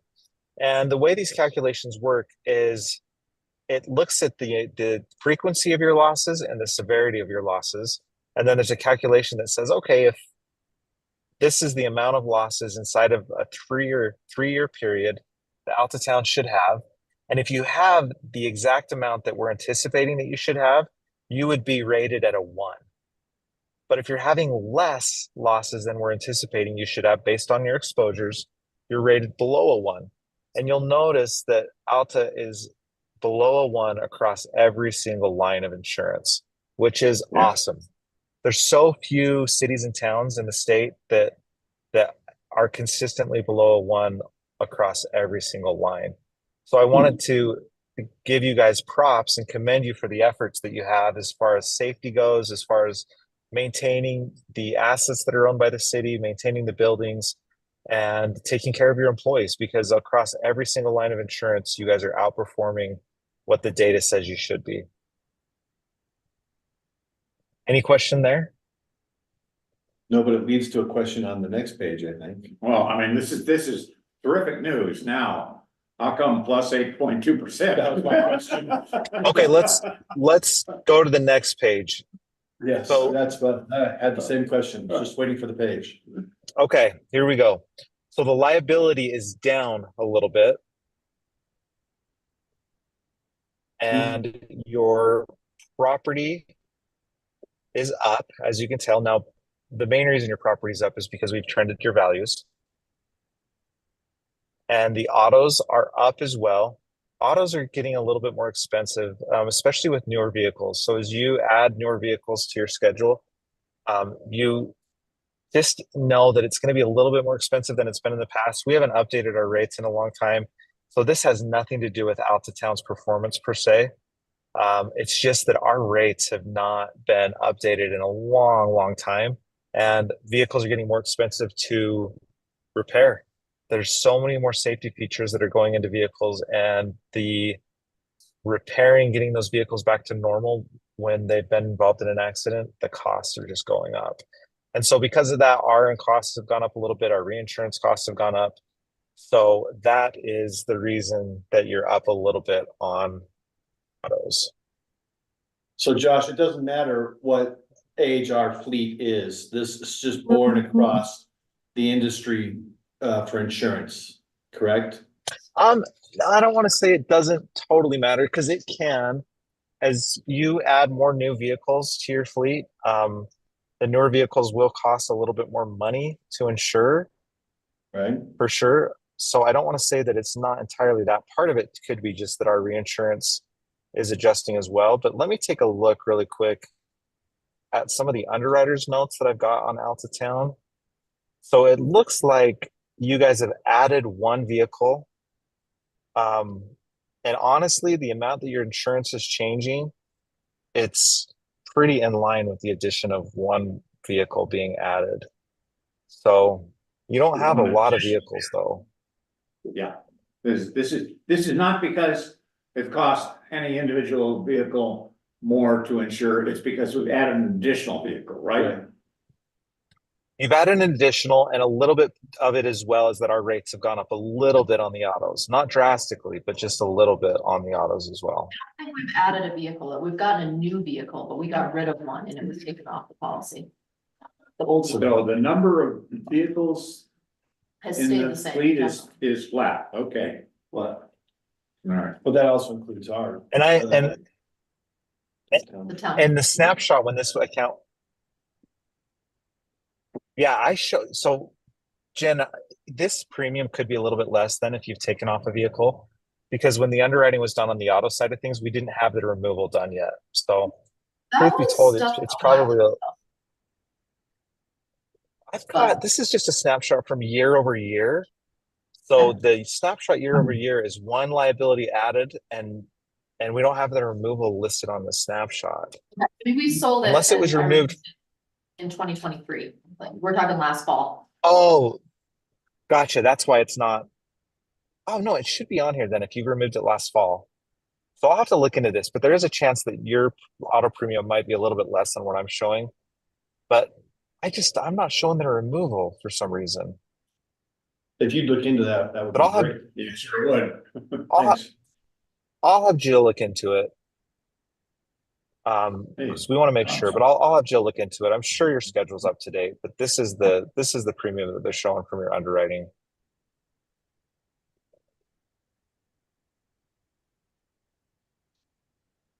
But I will double check. If you want to go to the next slide. So the town of Alta also participates in one of our safety programs. It's called the Team Appreciation and Recognition Program. And as part of this program, you get 5% of your liability premium back in the form of a check on an annual basis. So there will be a check coming back for $1,262, and that check should arrive next month. Okay. A little rebate. Yep, a little rebate. The other one is these are your cyber pollution and crime policies. These policies come from the commercial market, and if you were to purchase these on your own, they would be very expensive. But we use the leverage that we have with our property program and our entire pool, and we've used that leverage to purchase these policies for each of our members that participates in our property program. So the cyber pollution and crime policies that you have with the trust actually don't end up costing any additional premium. If you want to go to the next slide. This is just a quick overview on what these coverages entail. You're aware, I'm sure, of some of the major cyber losses that have happened across the state. And we have procured these policies back. It's been, I think, 2018. And originally, when we had these policies in place, we didn't see a lot of losses. But I would say now we're seeing losses, especially the last couple of years, pretty frequently. And a lot of these losses are coming by the way of fraudulent invoices. So what the hacker does is they hack the mail server of a third-party contractor that you're working with, and then they get in on the email chain where you're discussing payment, and they will send out a fraudulent invoice while also posing to be your main personal contact. And that email will say something to the effect of, "Thanks, the project is complete. Here's your invoice with instructions for remitting payment." And there's really no way to tell unless you look really closely at the email, and usually they're only off by maybe one digit. So our recommendation is that anytime you've got an invoice that you're paying that's not part of a regular transaction that you make, or a payment, we would recommend just calling to verify that the payment instructions are correct. And we've had several of members that have called to verify payment instructions from third-party contractors, only to discover that the email server from the third-party contractor had been hacked, and they were able to quickly identify that it was fraudulent and then move past it. So this is scary. A lot of them are coming from overseas, but they're really common. And you're probably aware of another city in the state of Utah that recently had almost a $1.3 million payment go out as part of a scam that was just like the one I just discussed. So we encourage our members to be vigilant and to be on the lookout. Obviously, there's many more scams, different variations. But for whatever reason, they are really going after local government. And they think that local government's a target for them. But we're seeing that local government is buckling it up and performing better. So That was the next, that was at another I'm city. sorry? Yeah, these guys. Oh yeah, that was another. Something that happened to the town. Yeah, I know what happened to us. I was just curious as to where it did happen. Oh, it was at Eagle Mountain City. Oh, Eagle Mountain.